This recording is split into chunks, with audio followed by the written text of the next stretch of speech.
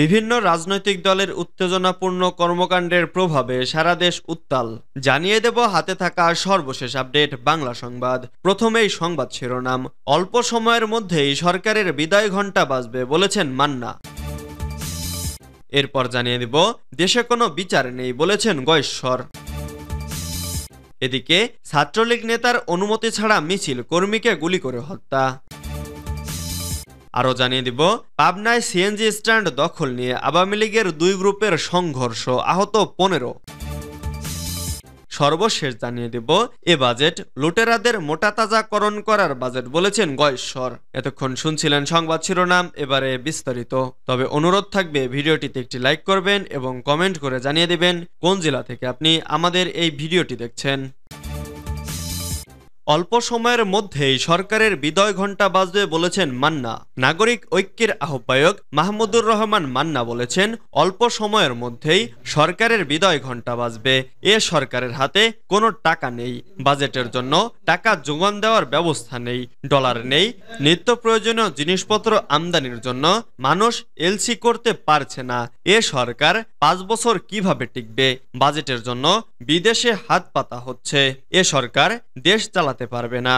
শুক্রবার 7 জুন বিকেল 5টায় ময়মনসিংহ নগরে মুসলিম ইনস্টিটিউট হরলুমে গণতন্ত্র মঞ্চ আয়োজিত বিভাগীয় প্রতিনিধি সভায় প্রধান অতিথির বক্তব্যে তিনি এসব কথা বলেন। ভোটাধিকার ও গণতান্ত্রিক রাষ্ট্র প্রতিষ্ঠার সংগ্রামে সবাইকে ঐক্যবদ্ধ হওয়ার আহ্বান জানিয়ে এ প্রতিনিধি সভায় মাহমুদুর রহমান মান্না আরও বলেন, পুলিশ, আর্মি, বিজিবি সহ সবকিছু নিয়ে সরকার ক্ষমতায় টিকে আছে।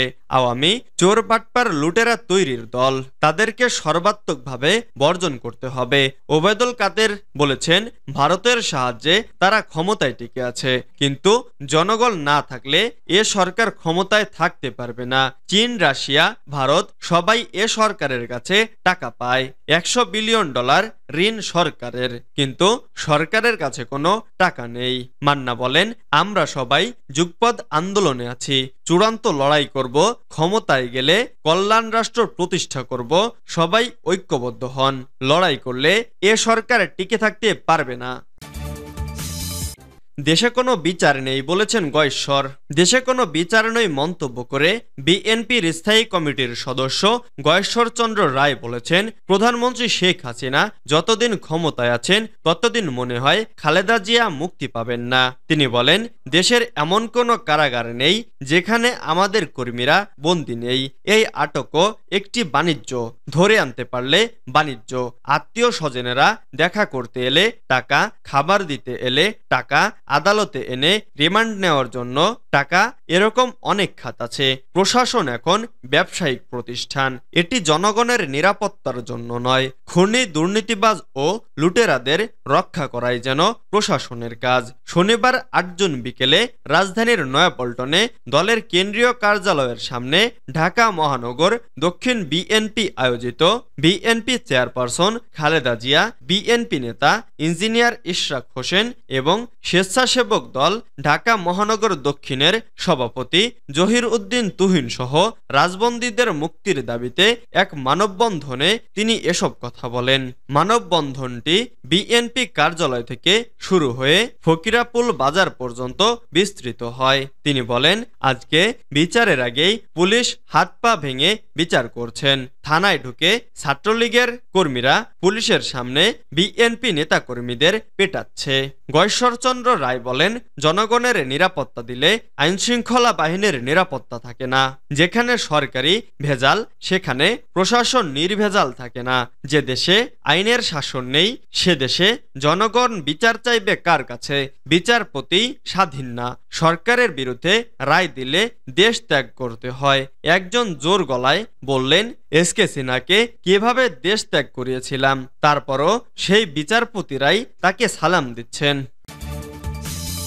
ছাত্রলীগ নেতার অনুমতি ছাড়া মিছিল, কর্মীকে গুলি করে হত্যা।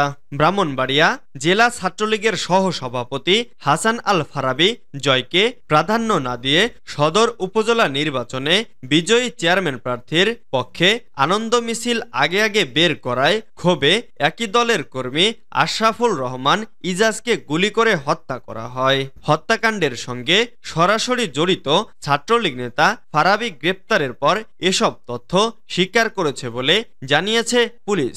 গতকাল শুক্রবার ভোরে নেত্রকোনার আটপাড়া উপজেলার কুতুবপুর গ্রাম থেকে ফারাবীকে গ্রেপ্তার করে ব্রাহ্মণবাড়িয়ার জেলা গোয়েন্দা পুলিশ।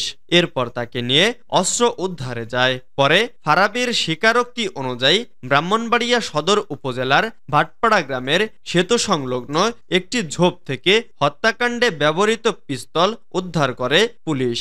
আজ শনিবার দুপুর 12টার দিকে ব্রাহ্মণবাড়িয়ার পুলিশ সুপারের কার্যালয়ে সংবাদ সম্মেলনে এ বিষয়ে বিস্তারিত জানানো হয়। এ সময় পুলিশ সুপার মোহাম্মদ সাকাওয়াত হোসেন জানান, সদর উপজেলা নির্বাচনে বিজয়ী চেয়ারম্যান প্রার্থীর পক্ষে ইজাজ সহ অন্যান্যরা আগে আগে আনন্দ মিছিল বের করায় একই প্রার্থীর সমর্থক জেলা ছাত্রলীগের সহসভাপতি ফারাবী মন ক্ষুণ্ণ হয়। তার অনুমতি ছাড়া মিছিল বের করার ক্ষোভে সে মিছিলে গুলি চালায়। মিছিল বের করার বিষয়টি অজুহাত হিসেবে দেখলেও মূলত ফারাবীর সঙ্গে ছাত্রলীগ কর্মী ইজাজের পূর্ব বিরোধ ছিল। বুধবার সকালে ভোট কেন্দ্রে তাদের মধ্যে তর্কাতর্কি হয়েছিল। সন্ধ্যায় ইজাজ সহ অন্যরা বিজয় মিছিল বের করলে ফারাবী ওই মিছিলে গুলি চালায়। পাবনায় সিএনজি স্ট্যান্ড দখল নিয়ে আওয়ামী লীগের দুই গ্রুপের সংঘর্ষ, আহত 15। পাবনা সুজানগর উপজেলায় সিএনজি অটোরিকশা স্ট্যান্ড দখল নিয়ে উপজেলা আওয়ামী লীগের দুই গ্রুপের সংঘর্ষে কমপক্ষে 15 জন আহত হয়েছেন।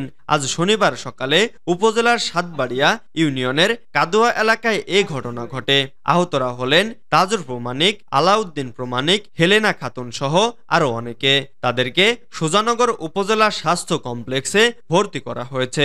পুলিশ ও স্থানীয়রা জানান, কদুয়া সিএনজি স্ট্যান্ডটি দীর্ঘদিন ধরেই সুজানগর উপজেলা আওয়ামী লীগের সাধারণ সম্পাদক ও উপজেলা নির্বাচনে পরাজিত প্রার্থী শাহিনুজ্জামান শাহিনের লোকজনদের দখলে রয়েছে। সম্প্রতি উপজেলা নির্বাচনে জয়ী হন উপজেলা আওয়ামী লীগের সভাপতি আব্দুল ওহাব। এরপর থেকে কাদুয়া সিএনজি স্ট্যান্ড দখলে নিয়ে দুই পক্ষের মধ্যে উত্তেজনা চলছিল। আজ সকালে উভয় পক্ষের লোকজন সিএনজি স্ট্যান্ডে গেলে সংঘর্ষের সূত্রপাত হয়। প্রায় আধা ঘন্টা ব্যাপী সংঘর্ষে উভয় পক্ষের কমপক্ষে 15 জন আহত হন। এ বাজেট লুটেরাদের মোটাতাজাকরণ করার বাজেট বলেছেন গয়েশ্বর। এ বাজেট দুর্নীতিবাজ লুটেরাদের মোটাজাতকরণ করার বাজেট, এটি জনগণের বাজেট নয় বলে মন্তব্য করেছেন বিএনপির স্থায়ী কমিটির সদস্য গয়েশ্বর চন্দ্র রায়। শনিবার 8 জুন দলের গ্রেপ্তার কর্মীদের মুক্তির দাবিতে রাজধানীর নয়াপল্টনে বিএনপির কেন্দ্রীয় কার্যালয়ের সামনে আয়োজিত মানববন্ধনে এসব কথা বলেন তিনি। গয়েশ্বর চন্দ্র বলেন, এ বাজেট দুর্নীতিবাজ লুটেরাদের মোটাতাজাকরণ করার বাজেট, এটি জনগণের বাজেট নয়। লুটপাটের বাজেট দিয়েছে। সরকারি বেনজিরকে হাজার হাজার কোটি টাকা নিয়ে বিদেশে পালিয়ে যেতে সাহায্য করেছে। একথা উল্লেখ করে তিনি আরো বলেন, স্বরাষ্ট্রমন্ত্রী আসাদুজ্জামান খান কামাল সহ প্রভাবশালীদের ছত্রছায়াতেই পালিয়েছেন তিনি।